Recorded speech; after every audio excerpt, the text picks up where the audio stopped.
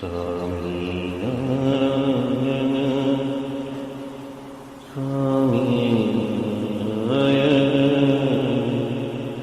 स्वामीनारायण जय स्वामीनारायण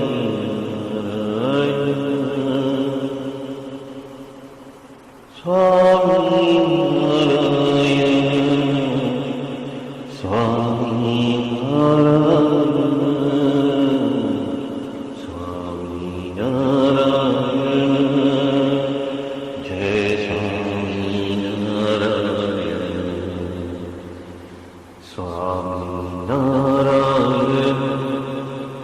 जय स्वामीनारायण स्वामीनारायण जय स्वामीनारायण स्वामीनारायण स्वामीनारायण स्वामीनारायण जय स्वामीनारायण स्वामीनारायण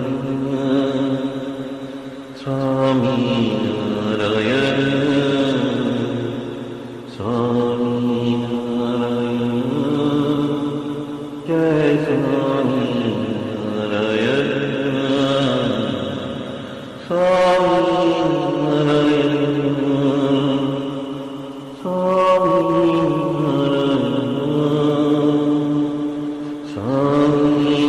स्वामीनारायण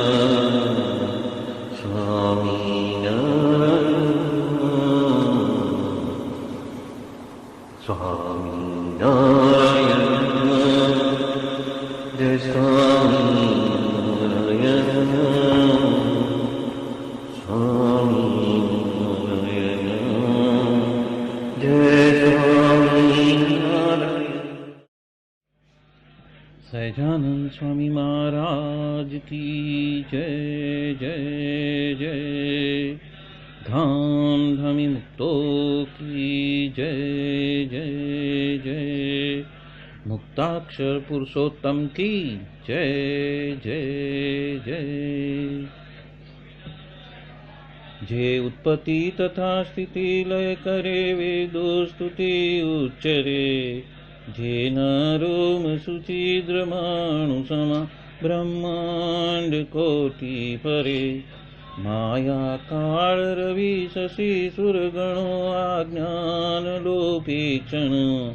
एवाक्षर धाम नाधिपति श्री स्वामीनारायण। महाध्यानाभ्यासं विदतमजस्त्रं भगवत पवित्रे सम्प्राप्तं।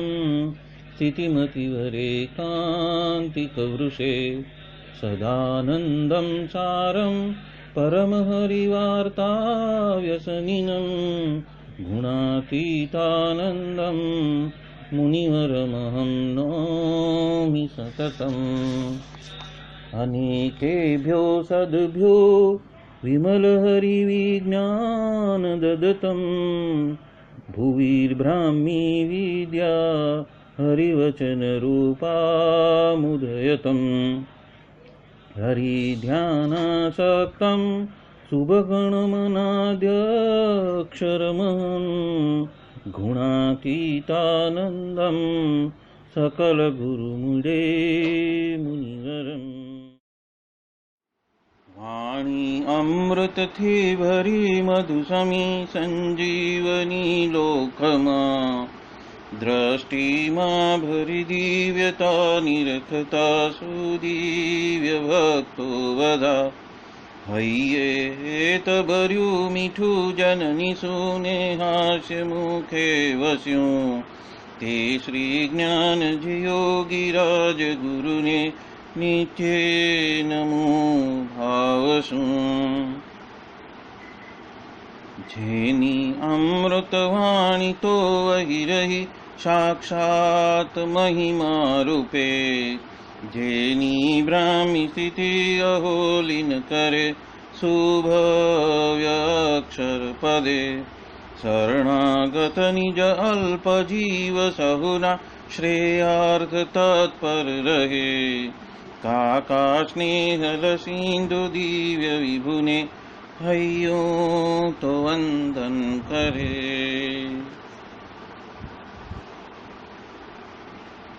क्षिप शांत प्रशांत सागर समा साधु गुणे जे शोभता जेना दर्शन ने समागम थकी शांति सहु पामता जे छे मानस पुत्र का काजिना ने भजन मालिन रहे एवा साधक वृंदना गुरु सुरत वंदन भरत भाईने। भक्ति सभर गुलतान थईने महापूजा जे करे अनुवृत्ति अद्भुत जाळवी रीजया काकाजीने मलकंतु मुख पुलकित हयो युवानो ने जे गमे एवा सुरद भूलकु विरल वंदन अहो असी भाईने। ब्रह्म रूप निज ने मानता वळी श्रीजी हइये धारता जे मस्त रहीने प्रभु भजन मा सुरद भाव धारता महिमा सभर दासत्व छलके जीवन माछे सहजता काका स्वरूप दिन कर विभु संभारवामा धन्यता।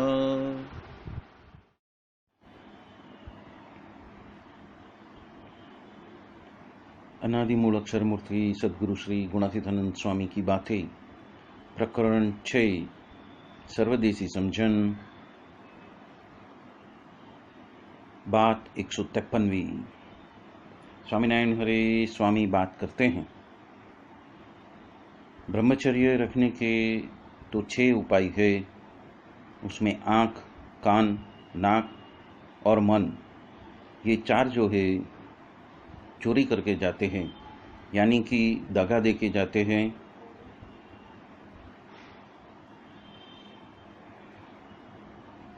हमारे साथ में छेतरपिंडी करके जाते हैं। उसकी सूरत रखकर उसको संभालना, मतलब ध्यान से सावधानी पूर्वक उसको संभालना है। उसमें आँख को तो बंद कर लेना, उसके वजह से जो भी आवेग आते हैं वो खड़े ही नहीं होंगे और वही मूल है। और अन्न भी ज़्यादा नहीं खाना है और नींद भी ज़्यादा नहीं लेनी है, और वो भी एक मूल ही है। उसमें खाना और सोना, उसमें तो विषय वासना ही भर भर के रही है। और इसी वजह से भागवत के 7वें स्कंद के 15वें अध्याय में 22वें श्लोक में कहा गया है, असंकल्पात जयेत काम क्रोधम काम विवर्जिनात् नर्थे क्षया लोभम भयम तत्त्वमर्शनात्। मतलब कि संकल्पों के त्याग से कामनाएं त्याग कर जो क्रोध है, और अर्थ में अनर्थ की दृष्टि से जो लोभ और तत्व के विचार से जो भय है, उसको जीतने की बात है। तो ये जीत ज्ञान से और सजगता से जीव को स्वयं जानपना रूप दरवाजे में रहकर उस पर विजय पानी है। और उसके वजह से आहिस्ते आहिस्ते ये संकल्प तो बंद करने से लेकर भजन करना है, और मन का तो विश्वास कभी नहीं करना है। ये बात यहाँ पे गुणातीतानंद स्वामी हम सबको बता रहे हैं। और इस बात के ऊपर गुणातीतानंद स्वामी कहते हैं, न कुर्यात् अहिर चित्संख्य मनसि य नवस्थिते यद्भि श्रम्भाचिराचीर्ण च स्कंद तप ऐश्वर्यं नित्यं ददाति कामस्य छिद्रं तमनु ये रय योगिन कृतमैत्रस्य पत्युर्जायेव पुंचली। यहाँ पे गुणातीतानंद स्वामी ने फिर से भागवत के स्कंद 5वां अध्याय 6 और 3 और 4 श्लोक की बात यहाँ पे बताई हुई है। यानी कि मन तो चंचल ही है और उसके वजह से उसके ऊपर कभी भी भरोसा करना नहीं है। उसके आवेग में आकर कोई भी कार्य या क्रिया संपन्न करना ही नहीं है, क्योंकि मन का विश्वास करने से महासमर्थ पुरुषों के जो लंबे समय के जो तप है वो भी उसका नाश हो गया है। और ये जो मन है और उसके वजह से काम और उसके पीछे पीछे रहने वाले क्रोधाधिक शत्रुओं को उसमें अपना घर करने के लिए अवकाश मिल जाता है। और यही शत्रु जो छुपे हुए हैं, यदि मन के ऊपर काबू नहीं रखा तो उसके माध्यम से वो योगी को भ्रष्ट भी कर देता है। और इसलिए कहा है कि मन का विश्वास कभी करना नहीं, और जो ज्ञान और जो समझ, सही समझ, वो दोनों का इस्तेमाल करके सावधान रहकर मन के साथ में कार्य लेना है। और ये श्लोक कहकर वो ये जताना चाहते हैं कि ये बातें तो सिर्फ जो गर्जू बन चुके हैं और जिनका लक्ष्य इसी जन्म में गुणातीत भावना वाले साधु बनना है, उसके लिए वो बहुत काम की है। और जिसे भी कल्याण चाहिए उसको तो यहाँ पे और क्या है, बाकी तो हम बैठे हुए हैं, वहाँ ही धर्मामृत में जो बताया गया है धर्म नियम वगैरह, उसका ही लोप हो जाता है सभी के पास में। तो मेरे बाद में, मतलब जो पीछे आने वाली जो पीढ़ी है, उसमें तो क्या होगा। और व्यवहार किए बिना तो किसी को भी चलने वाला नहीं है। पर हमें वापस मुड़ना है, हमें तत्पर रहना है, सजगता में सावधान रहना है। और इसी तरह से महाराज का और बड़े साधुओं का सिद्धांत है। यहाँ पे जो व्यवहार की बात की है उसमें त्यागी के लिए भी और गृहस्थी के लिए भी, दोनों के संबंध में जो व्यवहार है उसकी बात कही है। लौकिक कार्य के लिए, उपरांत सत्संग के विकास वगैरह के लिए, या तो मंदिर संबंधी जो प्रवृत्ति है वो सब इसमें आ जाती है। वहाँ पे गुणातीतानंद स्वामी हिदायत देते हैं कि प्रवृत्ति के साथ साथ में, समांतर में अंतर्दृष्टि करके आंतरिक साधना हमें चालू रखनी है। मतलब कि जानपना रूप दरवाजा को खुला रखकर ही, अंतर्दृष्टि में स्थित रहकर ही सारी प्रवृत्तियाँ करनी हैं। और उसमें जो भगवान और संत को राजी करने की मनोकामनाओं से जो प्रवृत्ति करते हैं, उसी को यहाँ पे भक्ति बताई है। सिर्फ निवृत्ति की वजह से तो भक्ति संबंधी जो प्रवृत्ति है वो विशेष है, ऐसा समझा रहे हैं महाराज। और उसमें वचनामृत के वर्ताल 17 में श्री जी महाराज भी स्वयं कहते हैं कि जो सिर्फ निवृत्ति धर्म वाले जो त्यागी है वो तो उन्मत्त माफिक बरतते हैं, और केवल वो तो आत्मनिष्ठा वाला ही उनकी प्रतीति है।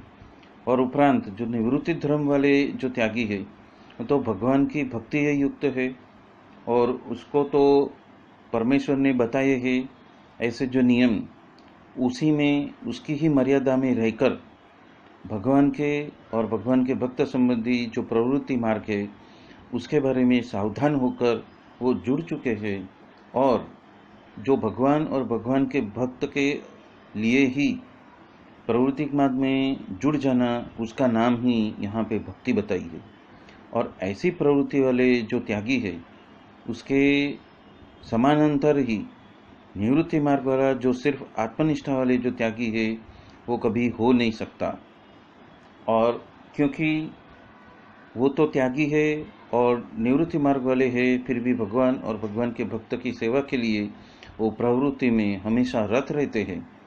सिर्फ आत्मनिष्ठा वाला ही जो त्यागी, उससे तो अनेक गुना ये त्यागी जो है वो अति श्रेष्ठ है, और भगवान की कृपा का वो उसमें पात्र भी बन जाता है। मतलब कि यहाँ पे सिर्फ भगवान की मूर्ति धारण करने की बात नहीं है, अखंड मूर्ति धारण करने की बात नहीं है, पर अखंड कृपा पात्र बनने की भी बात यहाँ पे आ जाती है। ये बात यहाँ पे श्री जी महाराज इस कथन से वचनामृत वरताल 17 में वो बता रहे हैं। उपरांत पुरुषोत्तम बुलिया प्रीति में 12/34 में भी श्री जी महाराज बता रहे हैं कि भगवान की सेवा के लिए जो भक्त प्रवृत्ति कहते हैं, ऐसे भक्त को भगवान बद्रिकाश्रम या श्वेत द्वीप में रखते हैं, क्योंकि भगवान की सेवा जो जो भक्त करते हैं वो तो निर्गुण ही हैं, और उसके वजह से ये बात यहाँ पे बताई है। उपरांत पुरुषोत्तम बुलिया प्रीति के 30/1 में बताते हैं कि हरि में तान बढ़ जाए, उस वजह से ही जो प्रवृत्ति करते हैं वो निवृत्ति ही मानी गई है, और ये बात एकांतिक भक्त जो है उसे बरोबर उसकी प्रतीति है। उपरांत वचनामृत 4 में 251 बात में बताया गया है, तो प्रवृत्ति किए बिना तो जग में किसी का भी भला होने वाला नहीं है। वो किए बिना तो छुटकारा नहीं है, चाहे गृही हो चाहे त्यागी हो। यदि प्रवृत्ति की ही जरूरत ही नहीं होती तो महाराज ने सबको हिमालय में ले जाकर वहाँ पे समाधि में बिठा दिया होता, परंतु फिर भी महाराज ने सभी को प्रवृत्ति में रत किया है। परमहंसों को तो गांव-गांव में सत्संग करने के लिए उन्होंने भेजा है, और आज्ञा की वजह से वो बात गृही और त्यागी दोनों ने सिर के ऊपर उठा ली है। उपरांत वचनामृत रहस्य 4/251 में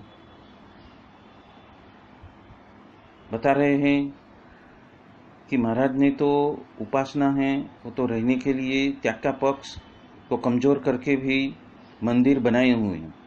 यदि महाराज को ये प्रवृत्ति नहीं करानी होती तो सबको वापस उनकी वृत्तियों को मोड़कर ध्यान में बैठने की ही बात की होती। प्रवृत्ति में सबको क्यों जोड़ा? तो श्री जी महाराज, गुणातीतानंद स्वामी, भगत जी महाराज, शास्त्री जी महाराज, योगी जी महाराज, काका जी महाराज, पप्पा जी महाराज, स्वामी जी महाराज ने यही काम किया है। किसी ने भी ध्यान में ऊंडा उतर कर समाधिस्थ होकर बैठे नहीं रहे हैं। सिर्फ ध्यान में तो आलस्य और देहाभिमान ही बढ़ते जाता है। ध्यान तो करना यानी कि आत्मविचार करना ये सब जरूरी है, उसकी तो कभी भी ना नहीं कही है, परंतु मुख्य बात तो सत्पुरुष की आज्ञा के हिसाब से सेवा करती रहनी। और यदि ये करते रहोगे तो सुख आएगा, समास होएगा और भ्रमरुक हो जाएगी। और सत्पुरुषों की आज्ञा मानकर उसमें जुड़कर जो साधन मूर्ति को अखंड धारण करना है तब ब्रह्मरूप हो जाते हैं। भगत जी महाराज तो गुणातीतानंद स्वामी के पास में ज्ञान सीखने के लिए ही आए थे। उनको भी गुणातीतानंद स्वामी ने कारखाना में डाल दिया, मतलब कि मंदिर और धर्मशाला वगैरह बनाने की सेवा में उनके पास में उनको आज्ञा की, पत्थर भी उनके पास में उचकाए, और शास्त्री जी महाराज ने भी सभी को मंदिर के कारखाने में सेवा में ही जोड़ दिए। योगी जी महाराज तो युवानों के पास में खेतों में कंकर वगैरह सब अलग करवाते थे, संडास बाथरूम वगैरह भी साफ कराते थे। बड़े बड़े की बड़ी बड़ी बात तो यही है कि सत्पुरुष की आज्ञा उसका ही पालन करना, और उनकी आज्ञा में ही सब कुछ आ जाता है। यहाँ पे ध्यान का एक दूसरा भी पर्याय ये है कि प्रवृत्ति में रत होते हुए भी हमें मूर्ति को अखंड धारण करके सारी प्रवृत्तियाँ करते जाना, वो भी एक ध्यान का प्रकार है।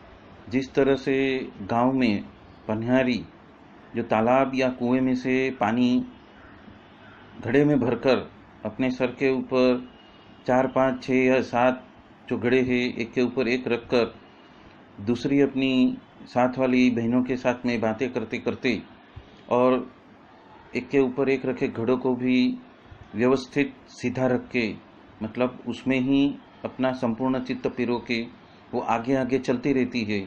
उसी तरह महाराज की मूर्ति को भी अखंड धारण करके सारी प्रवृत्तियों में रत रहना, वो भी ध्यान का खुली आंखों का ध्यान बताया गया है, और वही उसी में ही हमें निरंतर आगे बढ़ते जाना है। स्वामी की बातों में भी प्रकरण 2 की 35वीं बात में भी गुणातीतानंद स्वामी बता रहे हैं कि हमेशा नित्य और निरंतर सभी क्रिया में मुड़ मुड़ कर ऐसा देखना कि मुझे तो भगवान भजना है और मैं क्या कर रहा हूँ, और उसी तरह से सावधान रहना। ये बात यहाँ पे गुणातीतानंद स्वामी बता रहे हैं। उपरांत प्रकरण 1 की 13वीं बात में भी गुणातीतानंद स्वामी बता रहे हैं कि देह से यदि क्रिया हो रही है और फिर भी वो स्वयं का रूप तो अलग समझकर अंदर से वो भजन करते ही रहता है, तो बहुत ही समास होता है। मतलब कि जो फलश्रुति होती है वो बहुत ही एक रूपता, मतलब ध्यान बहुत बढ़िया होता है, पर क्रियारूप होकर यदि उसमें घुल-मिल जाता है तो वो तो कभी ठीक नहीं है। उपरांत प्रकरण 6 की 176वीं बात में भी गुणातीतानंद स्वामी ने बताया है कि अनंत क्रिया होते रहती है, पर इंद्रिय और मन तो रुकते नहीं हैं, और नयनों के वजह से तो सब पशु पक्षी ही दिखते रहते हैं, उसमें क्या माल है।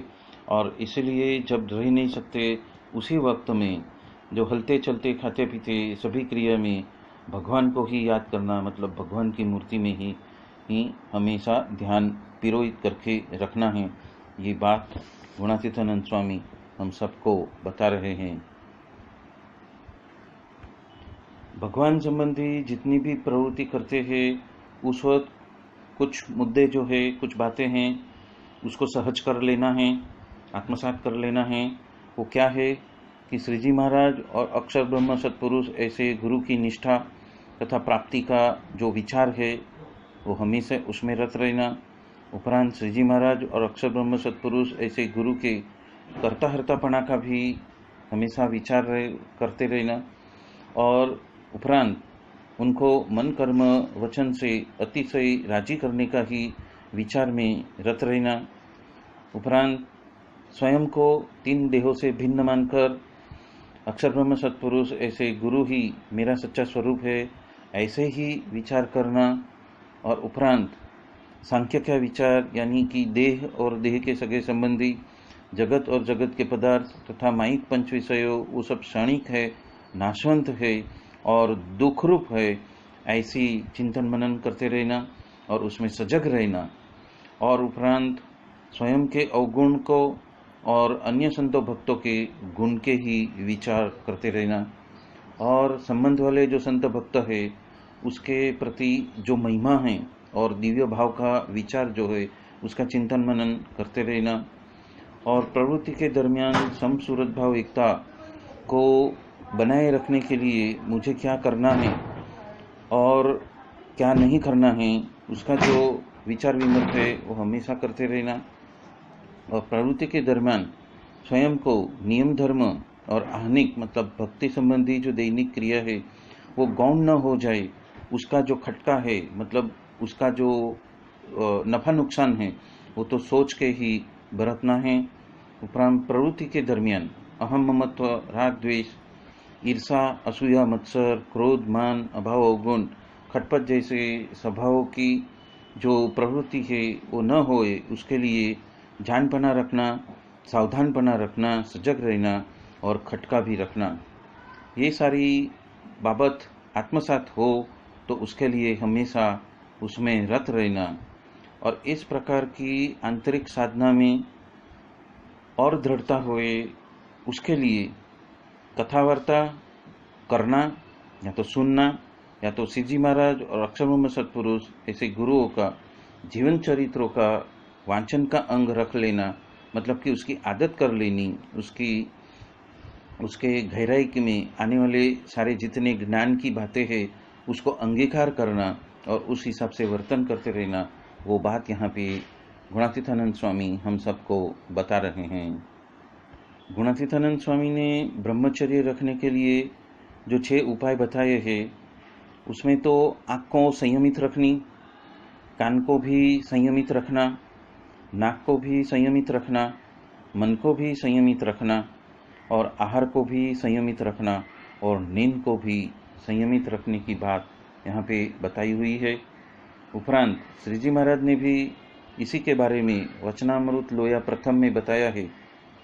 एक तो आत्मनिष्ठा अति दृढ़ हो और 8 प्रकार से ब्रह्मचर्य व्रत का पालन रखता हो। उपरांत जो पंच वर्तमान को दृढ़ता से पालन करता हो और भगवान का महिमा अतिशय समझता हो। ये सब उपाय के वजह से जो काम का जो मूल है वो नष्ट हो जाता है और ये काम का जो मूल है यदि नष्ट हो गया फिर भी ब्रह्मचर्य नियम में से कभी भी उसमें कमतरता करनी नहीं, उसमें अडिग रहना और अतिशय काम का जो मूल है उसको उखाड़ फेंकने का तो यही उपाय है कि भगवान का महिमा अच्छी तरह से समझ के आत्मसात करना, वही बातें मुख्य हैं। उपरांत श्री जी महाराज वचनामृत लोया 1 में फिर से कहते हैं कि ये जो कामादिक शत्रु है वो तो टलने वाले हैं, यदि उसके ऊपर निर्दयी होके यदि हम दंड देने के लिए हम तत्पर रहे तो। जिस तरह धर्मराजा है वो पापी को मारने के लिए दंड उठाते हैं और वो हमेशा दिन रात तैयार रहते हैं, उसी तरह यदि इंद्रियां कुमार्ग पे चलते हैं तो इंद्रियों को दंड देना, यदि अंतःकरण कुमार्ग पे चलते हैं तो अंतःकरण को दंड देना है और उसमें इंद्रियों को कृच्छ चांद्रायण का व्रत रखकर दंड देना है और अंतःकरण को सोच समझकर दंड देना है। तो ये कामादिक शत्रुओं का नाश हो जाएगा और स्वयं भगवान के निश्चय के वजह से संपूर्ण कृतार्थ भी माना जाएगा। उपरांत वचनामृत लोया 8 में भी श्री जी महाराज कह रहे हैं यौवन अवस्था में आहार कम करे और देह से शीत उष्ण बारिश भूख उसका जानबूझकर उसको सहन करते रहे और ऐसे जो मंतव्य है और बड़े साधु का जो समागम वो रखता है तो उसके यौवन अवस्था में भी जो काम है वो मंद हो सकता है। उपरांत वचनामृत मध्य 33 में भी श्री जी महाराज बता रहे हैं एक तो मन को वश करना है और मन के अंदर ऐसा अखंड चिंतन मनन करते रहना कि मैं तो आत्मा हूँ, ये देह नहीं हूँ। भगवान की कथा श्रवणादि जो नवद्या भक्ति है उसके बारे में ही मन को अखंड जोड़कर हमें रत रहना है, पर क्षण मात्र के लिए भी मन को हमेशा मुक्त नहीं रखना है।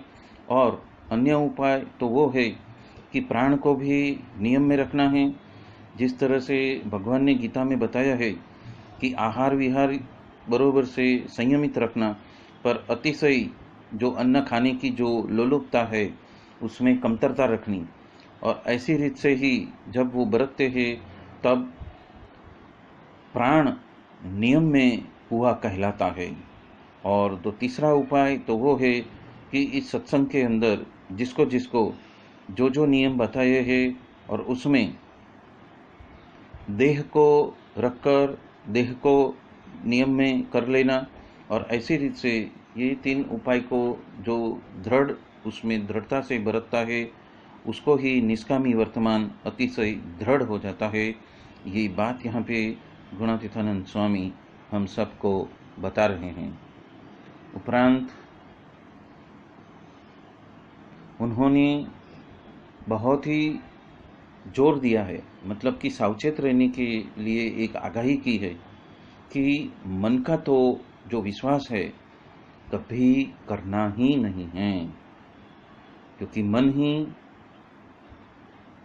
सभी विषय वासना के मूल को या तो वो बढ़ावा देता है या तो फिर सजगता की वजह से उसमें ही कमतरता लाते हैं।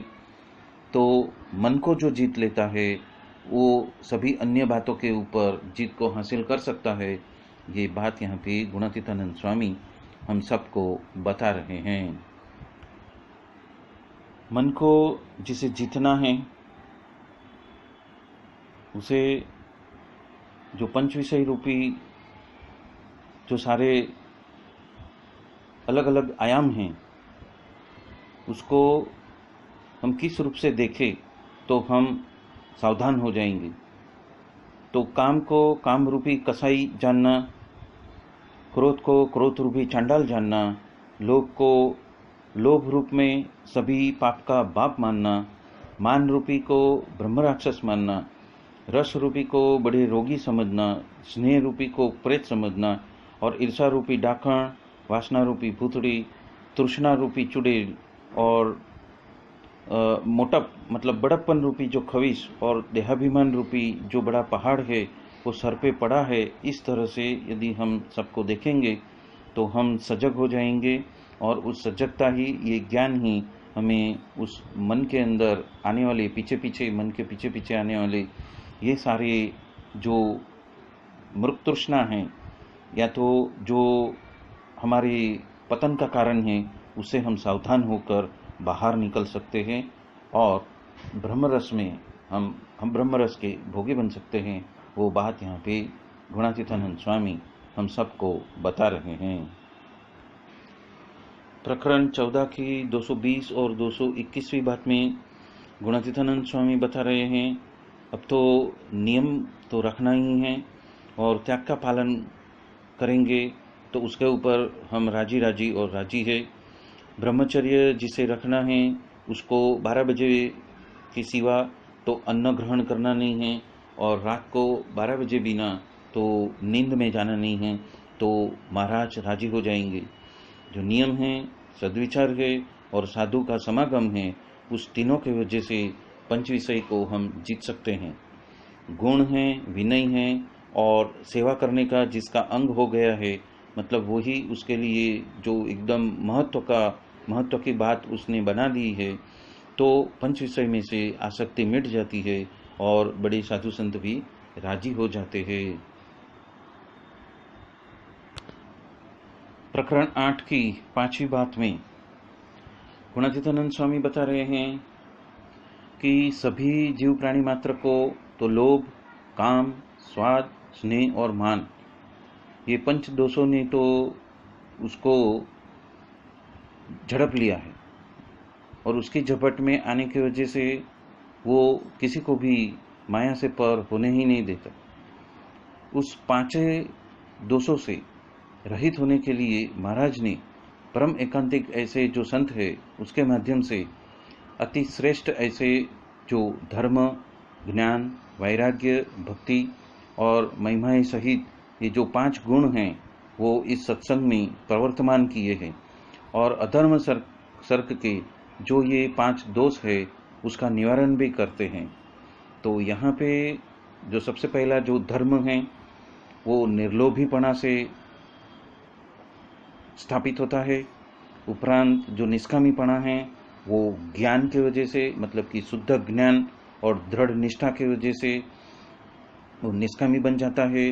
उपरांत जो निस्नेह जो है वो वैराग्य के वजह से निस्नेही बन जाता है, और निस्वादी तो भक्ति के वजह से वो बन जाता है। और प्रकट भगवान और भगवान का अक्षरधाम उपरांत मुक्त, ये तीनों का सर्वोपरि महिमा समझने से जो छोटे छोटे सभी अनेक प्रकार के जो अति सूक्ष्म ऐसा जो मान है वो चला जाता है, मतलब कि महिमा के वजह से वो निर्माणी बन जाता है। और इसी रीत से जो पांचों गुण हैं वो तो दृढ़ हो जाता है, तब वो एकांतिक भक्त बन जाता है, और तभी ही उनके हृदय के अंदर भगवान का अखंड निवास होता है। जिस तरह चूहे के बिल के अंदर यदि सांप घुस जाता है तब तो उस चूहे को तो बाहर भागना पड़ता है, उसी तरह से जिसके जीव में दिव्य मूर्ति ऐसी परसोत्तम स्वामीनारायण भगवान विराजमान हो जाते हैं, तब तो माया है वो तो अपने अपने परिवार सहित वो तो वहाँ से भाग खड़ी होती है। और यही सिद्धांत बात है, वो हमें सजगता से जान लेनी है। बोलो सहजानंद स्वामी महाराज की जय जय जय। धाम धमी मुक्तो की जय जय जय। सर्वगुणातीत स्वरूपों की जय जय जय। मुक्त अक्षर पुरुषोत्तम की जय जय जय। आप सभी को जय स्वामीनारायण।